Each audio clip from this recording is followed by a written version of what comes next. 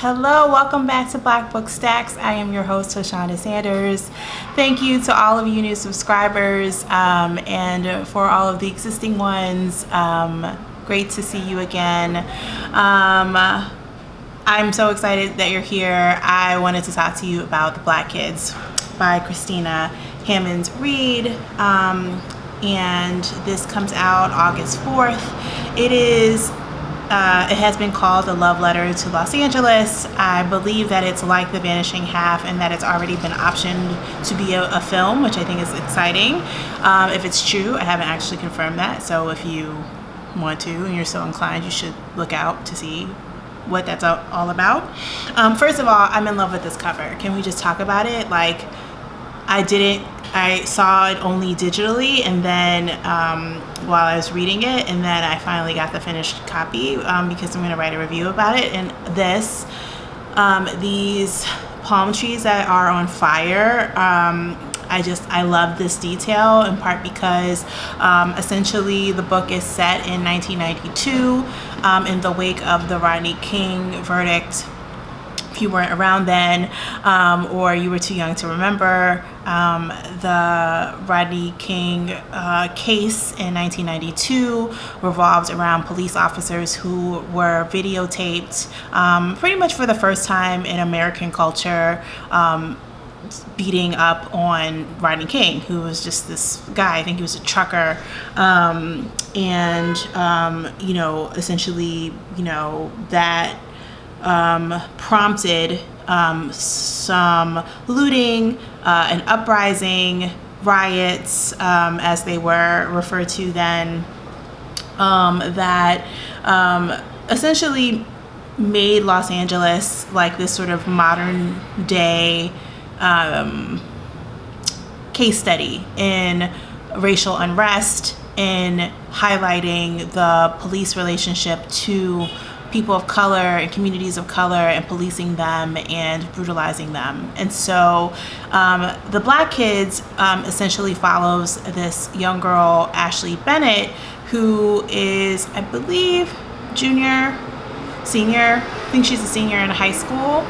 And in the 90s, and Ashley is not your typical Black teenage protagonist. She has a nanny, Lucia, who's from Guatemala, and one of the main things that Ashley is worried about when the novel opens has to do with whether or not Lucia is going to stick around or if she's going to go back to Guatemala.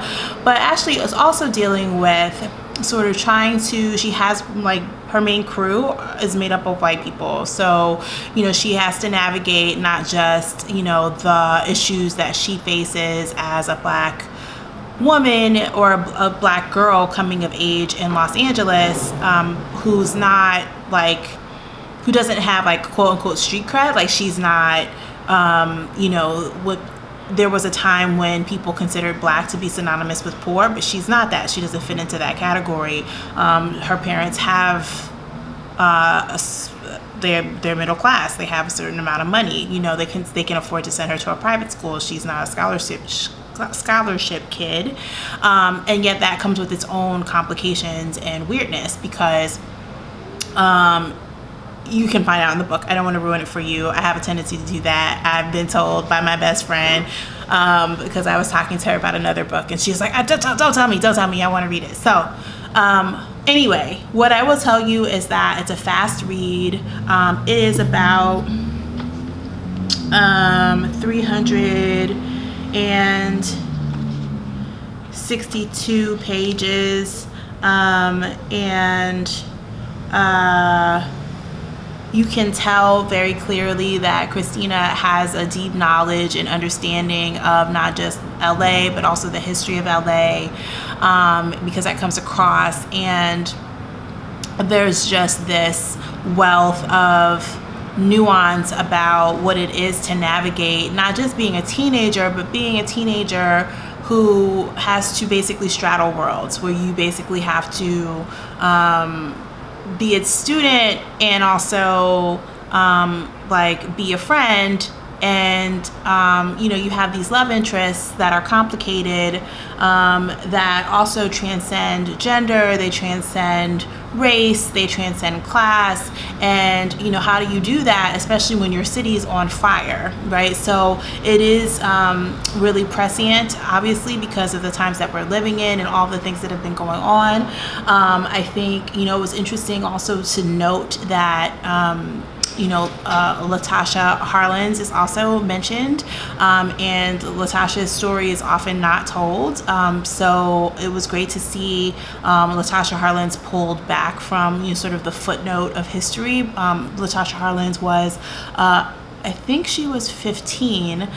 She's a Black young woman who was shot in the head by a Korean store owner in LA, during this time of, this sort of heightened unrest.